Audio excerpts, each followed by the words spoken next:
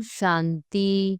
4 फरवरी 2025 के ईश्वरीय महावाक्य। पहले एक नजर मुरली के मुख्य पॉइंट पर। बाबा ने कहा, परमपिता परमात्मा का न आकारी न साकारी रूप है, इसलिए उनको शिव परमात्मा नमः कहा जाता है। कोई मनुष्य में ज्ञान हो नहीं सकता। किसका ज्ञान? रचता और रचना के आदि मध्य अंत का ज्ञान अथवा आत्मा और परमात्मा का यह ज्ञान कोई में नहीं है। सभी सीताएं हैं। राम एक परमपिता परमात्मा है। राम अक्षर क्यों कहते हैं? रावण राज्य है ना, तो उसकी भेंट में राम राज्य कहा जाता है।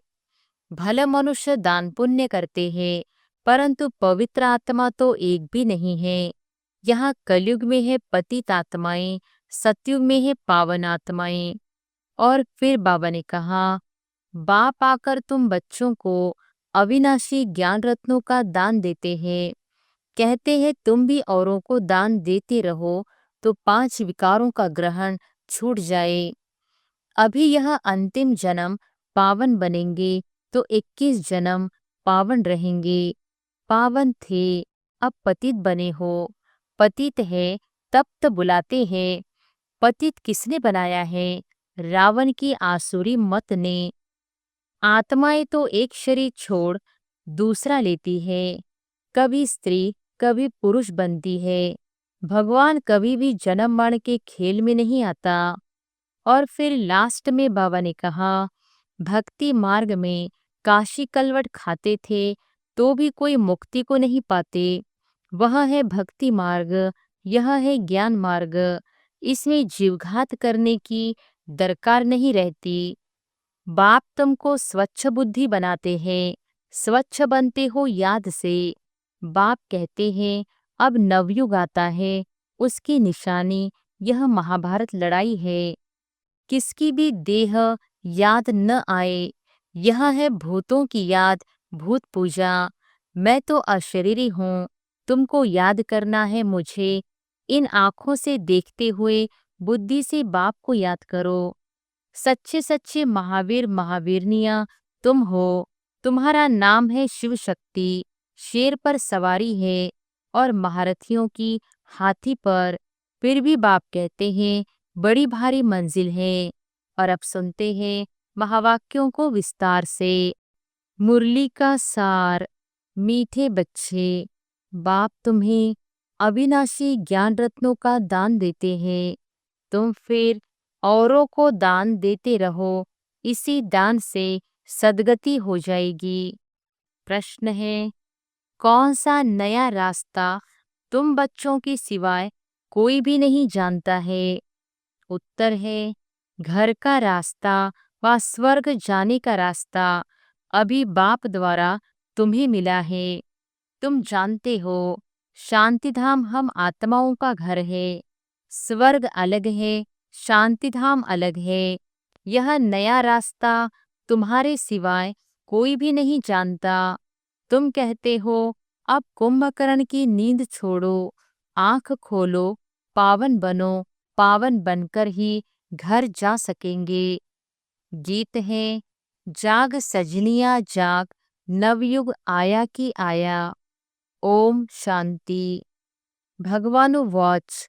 यह तो बाप ने समझाया है कि मनुष्य को व देवताओं को भगवान नहीं कहा जाता, क्योंकि इनका साकारी रूप है। बाकी परमपिता परमात्मा का न आकारी न साकारी रूप है, इसलिए उनको शिव परमात्माय नमः कहा जाता है। ज्ञान का सागर वह एक ही है। कोई मनुष्य में ज्ञान हो नहीं सकता। किसका ज्ञान? रचता और रचना के आदि मध्य अंत का ज्ञान अथवा आत्मा और परमात्मा का यह ज्ञान कोई में नहीं है। तो बाप आकर जगाते हैं, हे सजनियाँ, हे भक्तियाँ, जागो।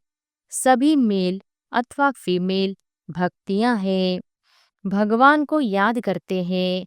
सभी ब्राइड्स याद करती है एक ब्राइड ग्रूम को। सभी आशिक आत्माएं परमपिता परमात्मा माशूक को याद करती है। सभी सीताएं हैं। राम एक परमपिता परमात्मा है। राम अक्षर क्यों कहते हैं? रावण राज्य है ना, तो उसकी भेंट में राम राज्य कहा जाता है। राम है बाप, जिसको ईश्वर भी कहते हैं, भगवान भी कहते हैं।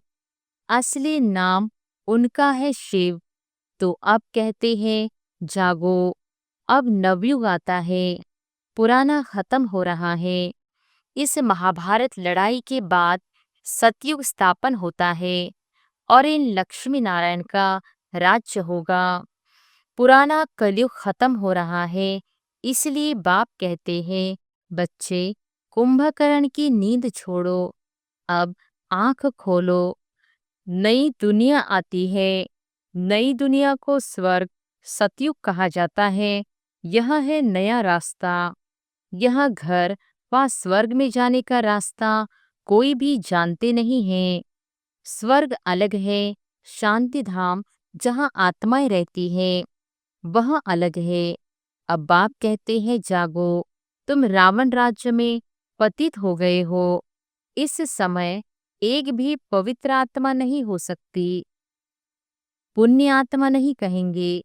भला मनुष्य दान पुण्य करते हैं, परंतु पवित्र आत्मा तो एक भी नहीं है। यहाँ कलयुग में है पतित आत्माएं, सतयुग में है पावन आत्माएं। इसलिए कहते हैं हे शिव बाबा, आकर हमको पावन आत्मा बनाओ। यह पवित्रता की बात है। इस समय बाप आकर तुम बच्चों को अविनाशी ज्ञान रत्नों का दान देते हैं। कहते हैं तुम भी औरों को दान देते रहो, तो 5 विकारों का ग्रहण छूट जाए। 5 विकारों का दान दो तो दुख का ग्रहण छूट जाए। पवित्र बन सुखधाम में चले जाएंगे। 5 विकारों में नंबर 1 है काम, उसको छोड़ पवित्र बनो। खुद भी कहते हैं हे पतित पावन, हमको पावन बनाओ। पतित विकारी को कहा जाता है। यह सुख और दुख का खेल भारत के लिए ही है। बाप भारत में ही आकर साधारण तन में प्रवेश करते हैं, फिर इनकी भी बायोग्राफी बैठ सुनाते हैं। यह है सब ब्राह्मण ब्राह्मणियां, प्रजापिता ब्रह्मा की औलाद। तुम सबको पवित्र बनने की युक्ति बताते हो। ब्रह्मा कुमार और कुमारियां, तुम विकार में जा नहीं सकते हो। तुम ब्राह्मणों का यह एक ही जन्म है। देवता वर्ण में तुम 20 जन्म लेते हो। वैश्य शूद्र वर्ण में 63 जन्म। ब्राह्मण वर्ण का यह एक अंतिम जन्म है, जिसमें ही पवित्र बनना है। बाप कहते हैं पवित्र बनो। बाप की याद अथवा योग बल से विकर्म भस्म होंगे। यह एक जन्म पवित्र बनना है। सतयुग में तो कोई पतित होता नहीं। अभी यह अंतिम जन्म पावन बनेंगे तो 21 जन्म पावन रहेंगे। पावन थे, अब पतित बने हो। पतित है तब तो बुलाते हैं। पतित किसने बनाया है? रावण की आसुरी मत ने। सिवाय मेरे तुम बच्चों को रावण राज्य से, दुख से कोई भी लिबरेट कर नहीं सकते। सभी कामचिता पर बैठ भस्म हो पड़े हैं। मुझे आकर ज्ञान चिता पर बिठाना पड़ता है। ज्ञान जल डालना पड़ता है। सबकी सद्गति करनी पड़े। जो अच्छी रीति पढ़ाई पढ़ते हैं उनकी ही सद्गति होती है। बाकी सब चले जाते हैं शांति धाम में। सतयुग में सिर्फ देवी देवताएं हैं, उनको ही सद्गति मिली हुई है। बाकी सबको गति अथवा मुक्ति मिलती है। 5000 वर्ष पहले इन देवी देवताओं का राज्य था। लाखों वर्ष की बात है नहीं। अब बाप कहते हैं मीठे मीठे बच्चों, मुझे बाप को याद करो। मन मना भव अक्षर तो प्रसिद्ध है। भगवानो वॉच, कोई भी देहधारी को भगवान नहीं कहा जाता। आत्माएं तो एक शरीर छोड़ दूसरा लेती है, कभी स्त्री कभी पुरुष बनती हैं। भगवान कभी भी जन्म मरण के खेल में नहीं आता। यह ड्रामा अनुसार नोंद है। एक जन्म न मिले दूसरे से, फिर तुम्हारा यह जन्म रिपीट होगा, तो यही एक्ट, यही फीचर्स फिर लेंगे। यह ड्रामा अनादि बना बनाया है, यह बदल नहीं सकता। श्री कृष्ण को जो शरीर सतयुग में था वह फिर वहां मिलेगा। वह आत्मा तो अभी यहाँ है। तुम अभी जानते हो हम सो बनेंगे। यह लक्ष्मी नारायण के फीचर्स एक्यूरेट नहीं है, बनेंगे फिर भी वही। यह बातें नया कोई समझ न सके। अच्छी रीति जब किसको समझाओ तब 84 का चक्र जानेंगे और समझेंगे बरोबर। हर एक जन्म में नाम रूप फीचर्स आदि अलग अलग होते हैं। अभी इनके अंतिम 84वें जन्म के फीचर्स यहाँ हैं। इसलिए नारायण के फीचर्स करीब करीब ऐसे दिखाए हैं, नहीं तो मनुष्य समझ न सके। तुम बच्चे जानते हो मम्मा बाबा ही यह लक्ष्मी नारायण बनते हैं। यहाँ तो 5 तत्व पवित्र है नहीं। यह शरीर सब पतित है। सतयुग में शरीर भी पवित्र होते हैं। श्री कृष्ण को मोस्ट ब्यूटीफुल कहते हैं। नेचुरल ब्यूटी होती है। यहाँ विलायत में भला गोरे मनुष्य है, परंतु उनको देवता थोड़ी कहेंगे। देवी गुण तो नहीं है ना। तो बाप कितना अच्छी रीति बैठ समझाते हैं। यहाँ है ऊंचते ऊंच पढ़ाई, जिससे तुम्हारी कितनी ऊंची कमाई होती है। अनगिनत हीरे जवाहरात धन होता है। वहां तो हीरे जवाहरों के महल थे, अभी वह सब गुम हो गया है। तो तुम कितने धनवान बनते हो। अपरम अपार कमाई है 21 जन्मों के लिए। इसमें बहुत मेहनत चाहिए। देही अभिमानी बनना है। हम आत्मा हैं। यह पुराना शरीर छोड़ अब वापस अपने घर जाना है। बाप अभी लेने लिए आए हैं। हम आत्मा ने 84 जन्म अब पूरे किए। अब फिर पावन बनना है। बाप को याद करना है, नहीं तो कयामत का समय है। सजाएं खाकर वापिस चले जाएंगे। हिसाब किताब तो सबको चुकतो करना ही है। भक्ति मार्ग में काशी कलवट खाते थे तो भी कोई मुक्ति को नहीं पाते। वह है भक्ति मार्ग, यह है ज्ञान मार्ग। इसमें जीवघात करने की दरकार नहीं रहती। वह है जीवघात, फिर भी भावना रहती है कि मुक्ति को पावे। इसलिए पापों का हिसाब किताब चुकतो हो फिर चालू होता है। अभी तो काशी कलवट का कोई मुश्किल साहस रखते हैं। बाकी मुक्ति व जीवन मुक्ति नहीं मिल सकती। बाप बिगड़ जीवन मुक्ति कोई दे ही नहीं सकते। आत्माएं आती रहती हैं, फिर वापस कैसे जाएंगे। बाप ही आकर सर्व की सद्गति कर वापस ले जाएंगे। सतयुग में बहुत थोड़े मनुष्य रहते हैं। आत्मा तो कभी विनाश नहीं होती है। आत्मा अविनाशी है, शरीर विनाशी है। सतयुग में आयु बड़ी होती है, दुख की बात नहीं। एक शरीर छोड़ दूसरा ले लेते हैं। जैसे सर्प का मिसाल, उसको मरना नहीं कहा जाता है, दुख की बात नहीं। समझते हैं अब नाटक पूरा हुआ है, इस शरीर को छोड़ दूसरा लेंगे। तुम बच्चों को इस शरीर से डिटैच होने का अभ्यास यहाँ ही डालना है।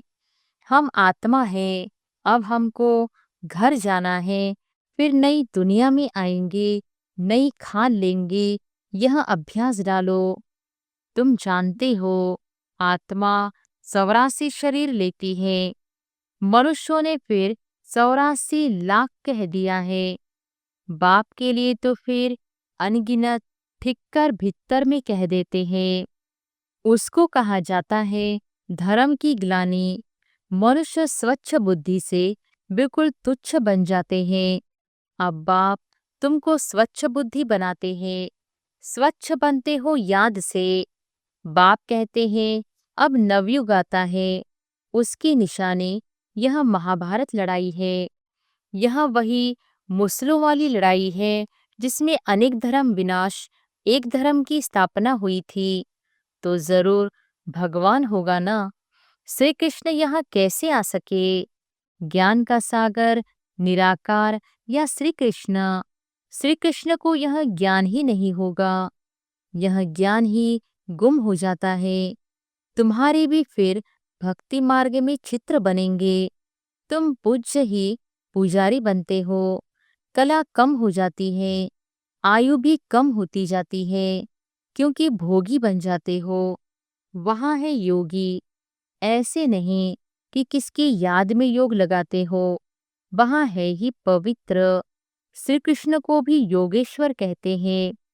इस समय श्री कृष्ण की आत्मा बाप के साथ योग लगा रही है। श्री कृष्ण की आत्मा इस समय योगेश्वर है। सतयुग में योगेश्वर नहीं कहेंगे, वहां तो प्रिंस बनती है। तो तुम्हारी पिछाड़ी में ऐसी अवस्था रहनी चाहिए जो सिवाय बाप के और कोई शरीर की याद न रहे। शरीर से और पुरानी दुनिया से ममत्व मिट जाए। सन्यासी रहते तो पुरानी दुनिया में हैं, परंतु घर बार से ममत्व मिटा देते हैं। ब्रह्म को ईश्वर समझ उनसे योग लगाते हैं। अपने को ब्रह्मज्ञानी, तत्वज्ञानी कहते हैं। समझते हैं हम ब्रह्म में लीन हो जाएंगे। बाप कहते हैं यह सब रॉन्ग है। राइट तो मैं हूँ। मुझे ही ट्रुथ कहा जाता है। तो बाप समझाते हैं याद की यात्रा बड़ी पक्की चाहिए। ज्ञान तो बड़ा सहज है। देही अभिमानी बनने में ही मेहनत है। बाप कहते हैं किसकी भी देह याद न आए। यह है भूतों की याद, भूत पूजा। मैं तो अशरीरी हूँ। तुमको याद करना है मुझे। इन आँखों से देखते हुए बुद्धि से बाप को याद करो। बाप के डायरेक्शन पर चलो तो धर्मराज की सजाओं से छूट जाएंगे। पावन बनेंगे तो सजाएं खत्म हो जाएंगी। बड़ी भारी मंजिल है। प्रजा बनना तो बहुत सहज है।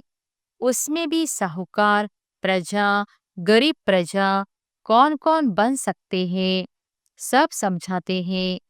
पिछाड़ी में तुम्हारे बुद्धि का योग रहना चाहिए बाप और घर से।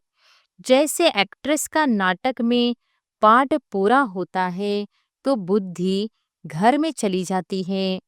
यह है बेहद की बात। वह होती है हद की आमदनी।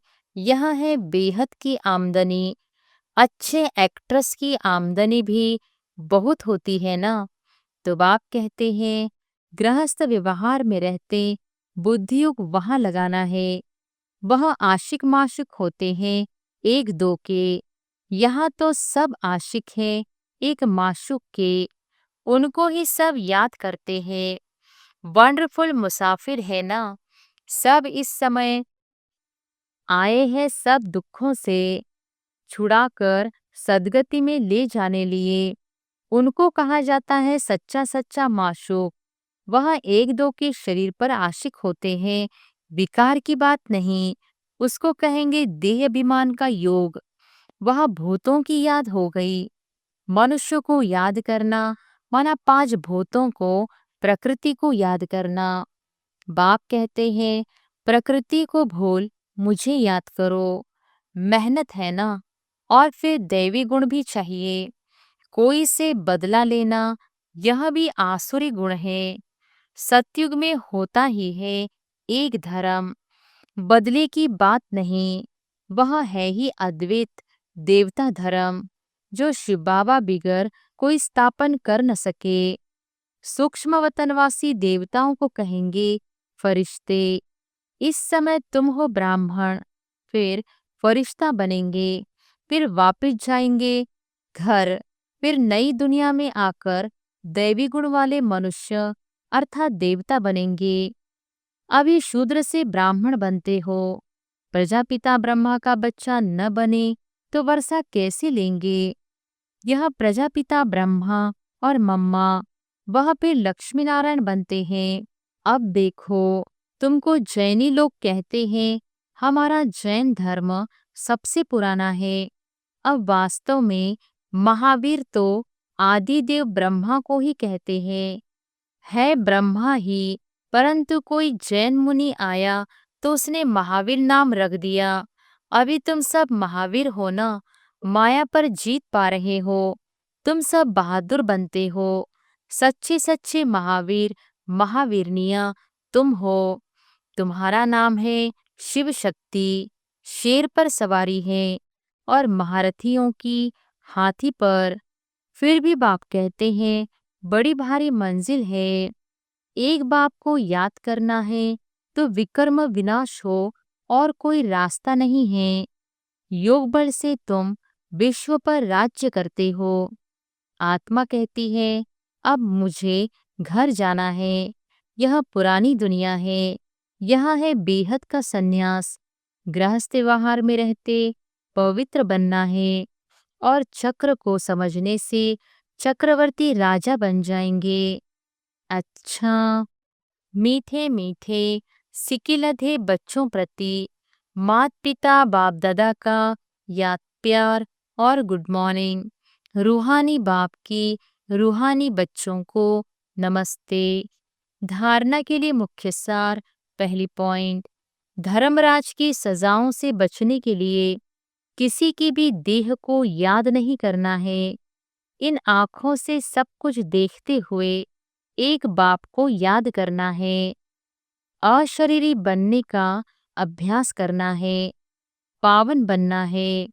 दूसरी पॉइंट, मुक्ति और जीवन मुक्ति का रास्ता सबको बताना है। अब नाटक पूरा हुआ, घर जाना है। इस स्मृति से बेहद की आमदनी जमा करनी है।